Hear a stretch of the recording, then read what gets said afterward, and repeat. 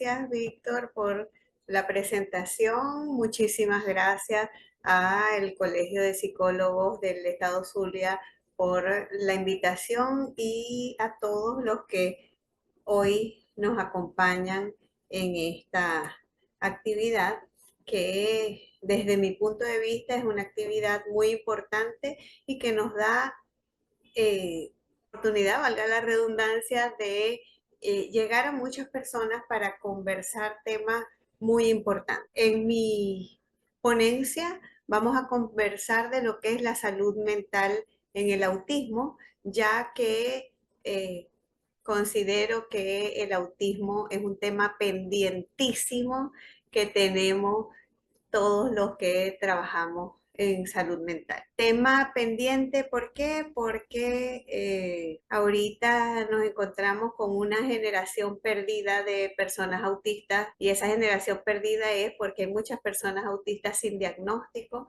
ya que el diagnóstico de autismo, su evaluación y su tratamiento ha venido en evolución muy reciente y hay mucho conocimiento, pero poca difusión de el conocimiento y eso hace que sigan habiendo muchos errores en el diagnóstico, mucha falta de diagnóstico, malos tratamientos y lamentablemente se esté afectando la salud mental de las personas autistas de todas las edades. Entonces es muy importante que conversemos hoy sobre eso, qué pasa con la salud mental de las personas autistas. Nosotros estamos ahorita en una época donde hay unos cambios a los que nos estamos resistiendo. Por eso les colocaba aquí los cambios resistidos.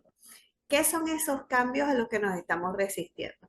Por muchísimos años veníamos trabajando todos los que estamos en la salud mental bajo el paradigma médico, un paradigma que considera que la discapacidad es de origen personal, que es una imperfección que debe ser eliminada y por eso serán útiles para la sociedad las personas con discapacidad que sean rehabilitadas. Está bien el que es normal, el que es productivo, el que tiene sus capacidades completas. El foco está en el diagnóstico como una enfermedad.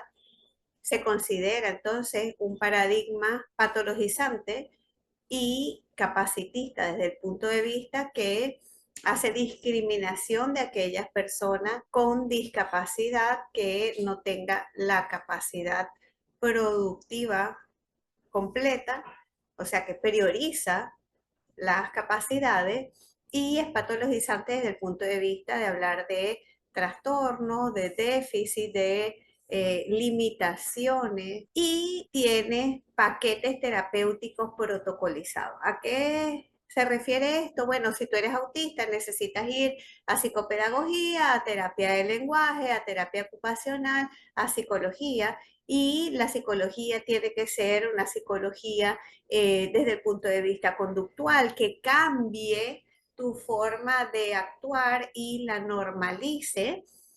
Y por eso se le dio por tantos años importancia al ABA, cosa que en la actualidad está muy desacreditada por la comunidad autista, la práctica de trabajo en ABA, porque exactamente es una modificación de conducta que atenta contra la esencia de la persona autista. El modelo social de la discapacidad viene entonces desde hace varios años a proponer que la discapacidad es de origen social.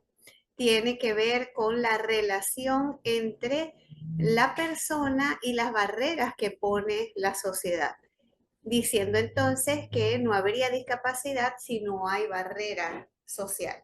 Entonces habla de la importancia de todo lo que son ajustes, de todo lo que es luchar para ir disminuyendo hasta eliminar las barreras sociales y así todo el mundo tenga la oportunidad de hacer las mismas cosas con la misma facilidad.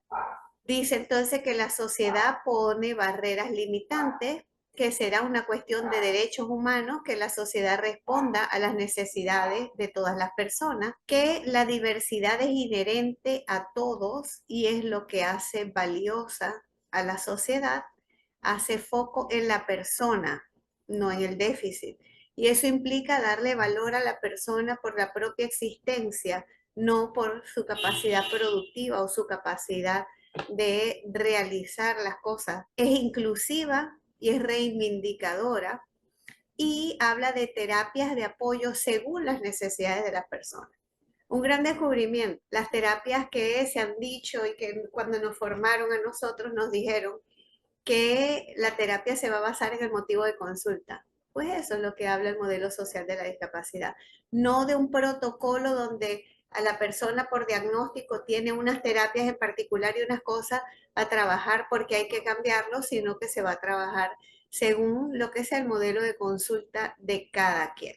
Es decir, que entonces a cada quien se le atenderá lo que le afecta a su calidad de vida. De allí entonces venimos a que en los años 90, cosa entonces que tampoco es nueva porque estamos en el 2025, Judith Singer habla por primera vez de la neurodiversidad. ¿Y qué propone Judith Singer al hablar de neurodiversidad? Habla de, voy a buscar el lapicito, ok, habla de que el ser humano está adentro de este círculo que es la neurodiversidad, donde hay gran variedad de funcionamientos neurológicos posibles de carácter genético, es decir, que no le da nada a nadie, sino que la persona nace con un tipo de cerebro que le atribuye unas características. Dentro de esta neurodiversidad, donde todos entonces tenemos cerebros distintos, hay diferentes grupos. Están los neurotípicos, que son aquellos que su funcionamiento neurológico es más común, es el funcionamiento neurológico que más se presente en la población. Luego están los alistas, que son todos aquellos que si bien no tienen un funcionamiento neurológico típico, no son autistas. Están acá los neurodivergentes, que son todos aquellos que tienen su funcionamiento neurológico que diverge de lo típico. Y entonces estadísticamente aquí en los neurodivergentes estarían pues todos aquellos que tienen dos desviaciones estándar de la norma y tienen unas características ya tipificadas con nombre. Aquí entonces en los alistas estarían todos los que tienen una desviación estándar de la norma y aquí estarían los autistas. Fíjense que no habla de TEA, además de que para ese momento en el manual diagnóstico no existía el TEA porque estamos hablando del 98. Habla de autistas y hace el englobar de toda una comunidad dentro de ese término. Entonces, ¿qué pasa con este término neurodiversidad? Que es como hablar de la biodiversidad, así como entre en la biología, ¿verdad? Existen múltiples tipos de animales, múltiples especies de animales, cada especie tiene unas características y tiene una función dentro del equilibrio ecológico, es exactamente el paralelo entre los humanos, donde hay diversidad neurológica, cada neurotipo tiene unas características y tiene funciones y aportes para nuestra sociedad. Entonces, desde aquí vemos cómo la neurodiversidad habla de que cada tipo de cerebro aporta y que es importante. Este cambio de paradigma nos hace contrastar.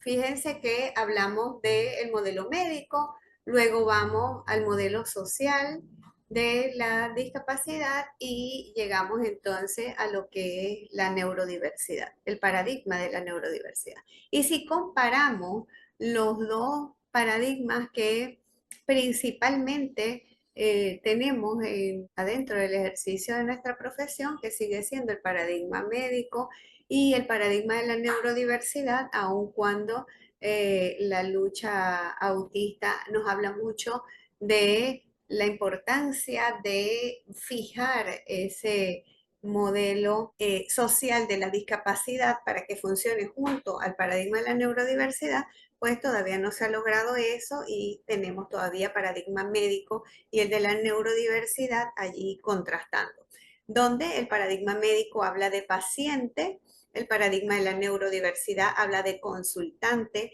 y la razón de esto es la postura de la persona que está formada en salud mental, del profesional de la salud mental y de la persona a la que estamos atendiendo.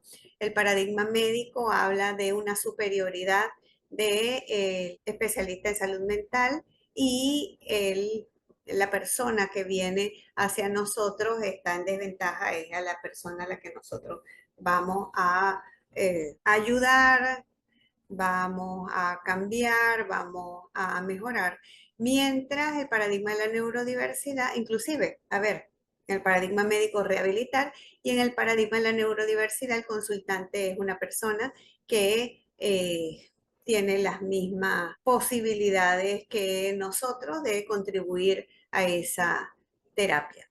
Nosotros desde un punto, esta persona desde un punto diferente, pero la relación es más horizontal.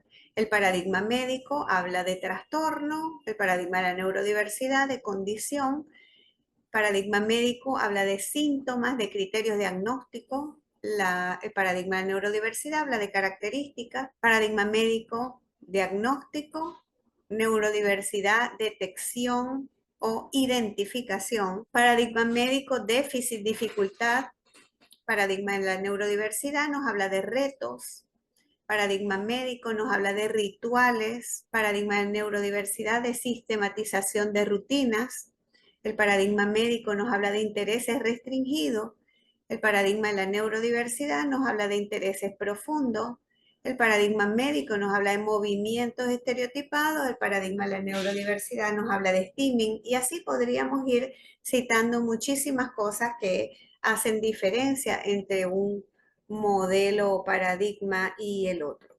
Y lógicamente esas diferencias son las que hacen que nazca una cosa diferente, porque si son iguales, entonces, ¿para qué proponer algo aparte? Entonces, ¿qué hemos visto? Que la sociedad como tal es muy capacitista y tiene intolerancia a las diferencias. Esto no es únicamente hacia los autistas, esto es una característica de nuestra sociedad. El capacitismo, entonces, hace que sea importante y sea valiosa la persona según las capacidades que tenga.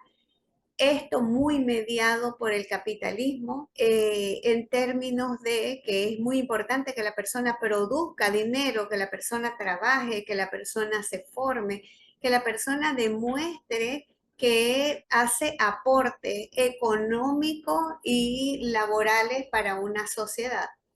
Y la intolerancia a la diferencia de nuestra sociedad hace que nosotros desde pequeños nos inculquen que hay que comportarse todos de la misma manera, que hay unas normas sociales que todos tenemos que seguir de la misma manera y que se fuerce a todo el mundo a través de el refuerzo como que medio indirecto y oculto a que todos entremos bajo un mismo canal, que es el canal adecuado. Y se nos dicen cosas como que si tú te comportas de esta forma que es diferente, la gente no te va a querer, la gente no te va a aceptar, no vas a tener amigos, no vas a conseguir pareja, no te van a dar trabajo. Entonces es como que, ¿sabes qué? Compórtate de esta manera, la manera neurotípica, la manera de la mayoría, y si no lo haces de esa manera, entonces tú como que no tienes cabida dentro de esta sociedad. Y es la misma sociedad que luego viene a hablarnos paja y a decir que tenemos que ser inclusivos, que hay espacio para todo, que todos somos valiosos. Entonces, si ese discurso no se afianza con el quehacer diario, entonces es paja, es falso, es un doble discurso, es para que crean.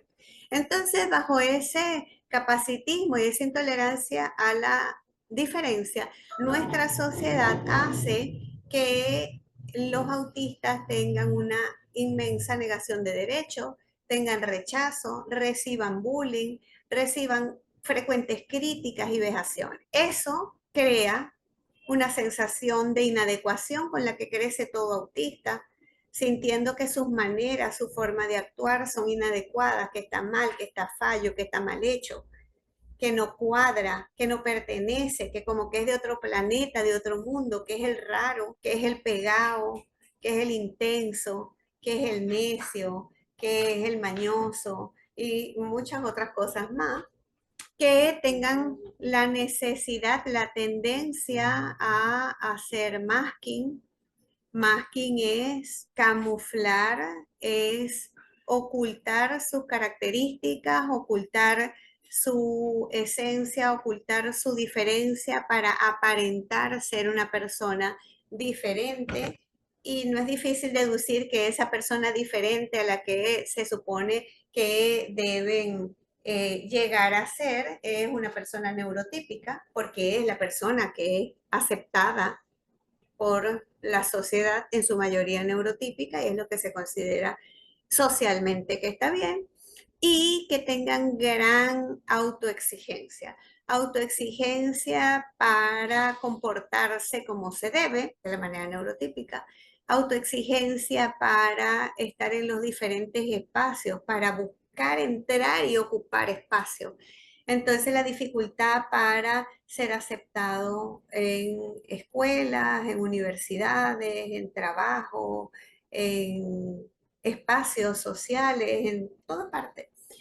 Y gran autoexigencia para rendir, para poder hacer las cosas que hacen los neurotípicos de la misma forma, porque no puede ser que si todo el mundo puede ir a un concierto, yo no pueda ir a un concierto, y no puede ser que si todo el mundo puede pertenecer y estar en la reunión familiar, yo no pueda estar, y entonces me obligo a estar en la reunión familiar, me obligo a ir al concierto, me obligo a estar en el salón de clases, me obligo a estudiar una carrera universitaria, me obligo a tantas cosas con un costo emocional, cognitivo y físico enorme. ¿Cómo afecta a los autistas esta intolerancia a la diferencia? Afecta enormemente porque implica querer cambiar sus maneras únicas de procesar, de sentir, de analizar, de comprender, de jugar, de expresarse, de todo. Un cerebro diferente nos va a dar maneras diferentes de hacer las cosas.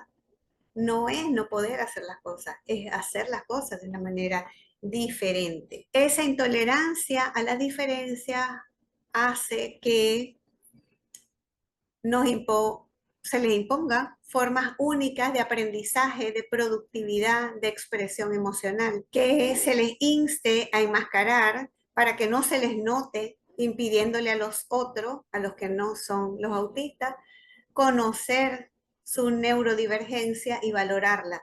Lo que no se ve, lo que no se conoce, lo que no se lidia, no se tolera, no se conoce, no se valora, no se hace. Es necesario que ellos se muestren como son para conocerlo y decir, hagan las cosas buenas que tienen desde su manera. Influye en que se les excluya a quienes tienen estilos de comunicación directos, literales o poco convencionales, que haya resistencia a hacerles adaptaciones o ajustes razonables para personas con otras formas de procesar el mundo. Y ojo, las personas autistas también son parte de esta sociedad y también crecieron desarrollando capacitismo y también crecieron desarrollando esta intolerancia a las diferencias. Y por ese capacitismo y ver que no pueden rendir como los neurotípicos, porque es que no son neurotípicos, van a rendir de una manera diferente. Y saber que son diferentes, entonces eso también les hace sentir mal. ¿Qué pasa con los profesionales de la salud? Que todos estamos bajo la misma sociedad que nos ha inculcado esa intolerancia a las diferencias. Somos parte de esa sociedad que también es capacitista, que también venimos de haber sido formados bajo el modelo médico y que trabajamos con manuales diagnósticos que todavía están enunciados, hechos, redactados bajo el modelo médico. Y no nos escapamos de querer lo mismo que la sociedad y que es una formación continua y un cuestionamiento personal muy grande el que tenemos que hacer para no hacer iatrogenia, para no buscar hacer esas afectaciones en las personas autistas que hace la sociedad y otras más. Y eso no es en un profesional de la salud mental que sea neurotípico. Eso pasa en profesionales de la salud mental autistas trabajando con autistas. ¿Por qué? Porque están bajo la misma sociedad que les ha inculcado lo mismo. Hay autistas capacitistas, hay autistas con intolerancia a las diferencias. Entonces, esto no se resuelve con que, los profesionales autistas que atiendan autistas. Eso no se resuelve allí. Se resuelve con cambios mucho más profundos a nivel personal, donde nos cuestionemos cómo están esos elementos en nosotros y en cambios sociales importantes que cambien ese capacitismo, que lo eliminen y que busquen entonces tolerar y valorar, porque no es solamente llegar a la tolerancia, es llegar a la valoración de las diferencias. Entonces, ese profesional de la salud mental que está bajo el modelo médico, donde todos nos hemos formado y donde la mayoría estamos, tiene capacitismo, tiene intolerancia a la diferencia, hace diagnósticos con pesar y desde el déficit y diagnósticos que se comunican con una cara de tragedia y se le explican desde que él o su hijo o tiene déficit en esto, déficit en lo otro, dificultades para esto y dificultades para lo otro. Y hace terapias normalizadoras con frecuencia excesiva. Fíjense que hay todo un rollo con esto de las terapias que buscan el cambio de la orientación sexual, de la identidad sexual de las personas. Eso no puede ser, eso es horrible, eso es tal. Estamos haciendo lo mismo con los autistas. Son autistas y queremos que sean neurotípicos. Y les hacemos 10.000 terapias con muchas basadas en la modificación de conductas para que sean neurotípicos. Entonces, hello, ahí hay otro discurso que está totalmente incoherente, inconsistente. Pero bueno, estas 4 cosas nos llevan a internalizar, les llevan a las personas autistas a internalizar el mensaje de que su forma de ser es errónea o de que algo está mal con ellos.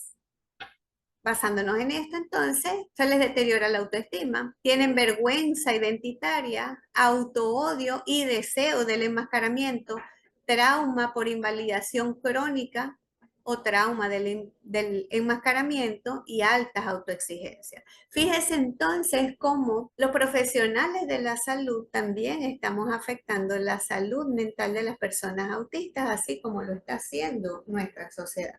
Y que no nos escapamos de necesitar ponernos las pilas y hacer cosas muy diferentes para conseguir hacer cosas distintas con las personas. ¿Qué consecuencias tiene ese camuflaje? ¿Qué consecuencias tiene decirle a la persona en terapia, mira, tú tienes que evitar que te vean hacer tus steaming, tú no puedes hablar de esta manera, tú no puedes hacer esto, tú no puedes hacer lo otro? Que la persona autista, que sea verbal, que tenga un coeficiente límite o mayor, diga por deducción simple, entonces yo tengo que comportarme de una manera diferente, porque mi manera está mal, tengo que comportarme de la manera que está bien, para que me quieran, para que me acepten, para que me den trabajo, para conseguir pareja, para cuadrar en grupo, para pertenecer y para todas las cosas. Es decir, yo no puedo pertenecer, ser aceptado y conseguir mis cosas si yo sigo siendo así. Si me dicen alguien que se pueda sentir bien con esa creencia, bueno, me lo presentan porque no lo conocí. Entonces, eso hace que las personas busquen camuflar, las personas autistas busquen camuflar, pasar por desapercibido, evitar mostrarse como son. ¿Y eso qué les causa? Un retraso en la identificación o diagnósticos erróneos en profesionales que sean poco minuciosos, profesionales poco actualizados y formados para identificar ese camuflaje, ese masking, van a decir que esa persona tiene otro diagnóstico o no lo va a diagnosticar. Va a causar interrogantes sobre la autoimagen y la identidad, disociación, despersonalización, desrealización, pérdidas de memoria, esconder, no gestionar ni afrontar sus emociones, excesivo estrés y agotamiento mental, físico y emocional, ansiedad, depresión, burnout, conductas autolesivas y suicidio. Lamentablemente, la mayoría de las personas autistas, pero una mayoría grandísima, se habla de 90%, 90 y tanto por ciento, 80 y tanto por ciento, según la investigación que se cite, de personas autistas sin discapacidad intelectual con ideación suicida. Y se habla de una media de vida de los autistas de 53 años, ya que la primera causa de muerte en autistas sin discapacidad mental es el suicidio. Entonces, fíjense lo mal que estamos con el autismo y por qué tenemos que formarnos en autismo y una formación actualizada y desde una mirada diferente que nos lleve a preservar y mejorar la salud mental de las personas autistas, porque lo que se está haciendo hasta el momento va por muy mal camino. Hay un impacto clínico documentado. Se habla de que el 79% de las personas autistas tienen problemas de salud mental. 79, fíjense que mucho mayor porcentaje que lo que tienen los neurotípicos. ¿Por qué? Porque si los neurotípicos son los favorecidos por la sociedad, a los neurotípicos le va mejor. Los autistas son el patico negro. Entonces es el que recibe la pela, entre muchos otros que reciben pelas, pero me toca hablar de ¿cuál es el impacto clínico? Mucha depresión, desde esa autoestima que está mal, que ellos están inadecuados, todo lo que hacen está mal. La ansiedad de ver cómo logran las cosas, de cómo hacen, de cómo enmascaran, de cómo parecen lo que no son. Trastornos por estrés postraumático, por trauma social, por trauma sensorial, por trauma terapéutico, trauma complejo, experiencias de trauma acumuladas a lo largo de su vida de llevar y llevar y llevar, ideación suicida y autolesión. Entonces, tenemos que pensar cómo se necesita cambiar el abordaje terapéutico, porque lo que les estoy diciendo es eso, que necesitamos cambiar el abordaje terapéutico nosotros, los profesionales de salud, para contribuir de verdad con la salud mental de las personas. Tenemos que basarlo en un modelo de la neurodiversidad para que podamos valorar las diferencias, para que podamos entender que no están mal, que no están enfermos, que no están trastornados, que tienen una manera diferente de todo porque tienen un cerebro diferente. Validar la experiencia autista sin imponer la mirada neurotípica, fomentar la autoaceptación, la regulación emocional y la seguridad sensorial, promover terapeutas neuroincluyentes formados en comunicación adaptada, en lenguaje claro y en respeto a la identidad neurodiversa. Para poder hacer esto, no es solamente formación, es mucha inversión de dinero, es mucha inversión de tiempo y es mucho cuestionarnos quiénes somos, cómo hacemos las cosas y para qué hacemos lo que hacemos. No trabajar como un chivo, ¡ah! Vamos por donde va todo el mundo, porque si seguimos por donde está todo el mundo, vamos a seguir. ¿Por qué tenemos que cambiar este abordaje terapéutico? Porque la intolerancia a las diferencias, especialmente cuando viene de quienes deben ofrecer comprensión y apoyo, no solamente causa dolor emocional, sino que genera trauma psicológico, deterioro funcional de las personas autistas y hace que pierdan esas personas autistas la confianza en los profesionales de la salud mental, que reciban afectaciones desde las afirmaciones y el trato verbal y no verbal de esos profesionales de la salud que no tienen un abordaje neuroafirmativo y que entonces se esté consultando tanto la inteligencia artificial buscando una respuesta que tampoco se ha conseguido desde ahí. La aceptación y el respeto a la neurodiversidad son factores terapéuticos en sí mismos. Ya el hecho de que la persona se sienta bien en consulta porque se siente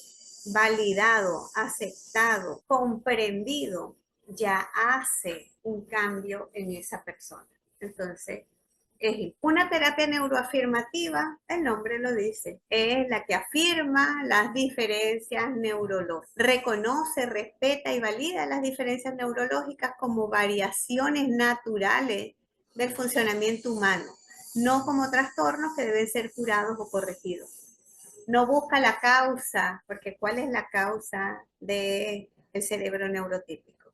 La misma causa de los cerebros neurodiversos. No busca cambiar a nadie, sino afirmar su forma y promover la calidad de vida de esa persona que es diferente. El objetivo entonces es ayudar a las personas a vivir mejor siendo quienes son, desarrollando herramientas de bienestar, de autorregulación, de autoconocimiento, de autodeterminación.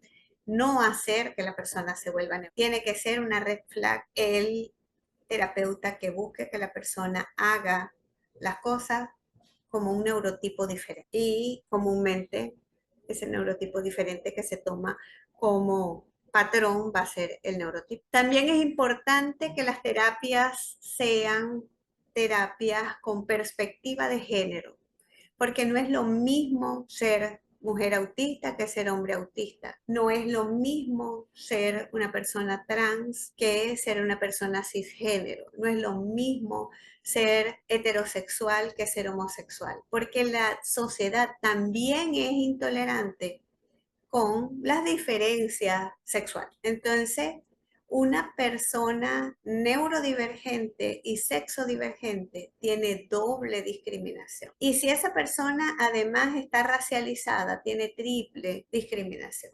Y si esa persona además no tiene los recursos económicos, tiene 4 discriminaciones encima. Entonces, tenemos que ponerle ojo a esa interseccionalidad y tenemos que tener un enfoque clínico que reconozca y que analice cómo las construcciones sociales de género, el poder, los estereotipos y las desigualdades estructurales influyen en la salud mental, las relaciones y la identidad de las personas. Que no se limite a entender el individuo, sino que entienda el sistema que lo oprime, buscando sanar no solo el dolor personal, sino también las huellas en el poder desigual, con objetivos en favorecer la autonomía, la equidad, la conciencia crítica y la reconstrucción de la identidad libre de mandatos opresores. Entonces, ¿por qué es eso? ¿Por qué se necesita que el terapeuta y la terapia tenga perspectiva de género? Porque el 70% de los autistas adultos son sexodivergentes. Hay un mayor porcentaje de personas trans autistas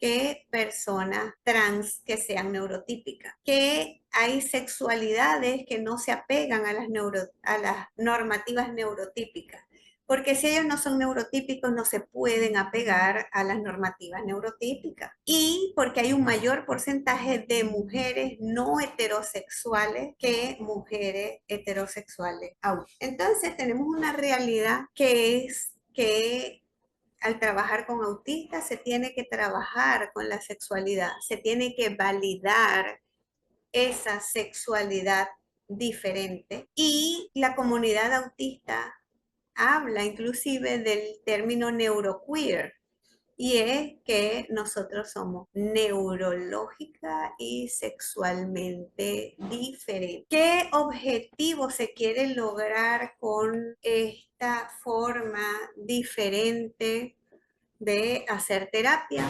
Una psicología valorada por dar respuesta a los autistas, disminuir el viacrucis que hacen los autistas entre especialistas de la salud mental.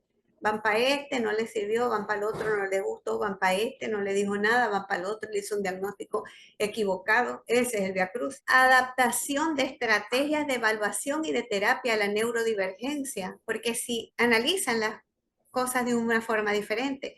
Si perciben las cosas de una forma diferente, si actúan de una forma diferente, no podemos aplicar el mismo tipo de terapia que le vamos a aplicar a un neurotípico, a una persona neurodivergente y en especial entonces hablando ahorita de aumentar la calidad de vida de los autistas, lograr una convivencia social armónica, no una inclusión. No hay que incluir, hay que convivir porque existen, porque están aquí. Buscar la disminución de los suicidios en los autistas de nivel 1, respetar los derechos de las personas autistas que son violentados enormemente desde que no se les permite estudiar, no se les permite trabajar, no se les permite pertenecer. Mayor tolerancia, respeto y valoración de las diferencias personales.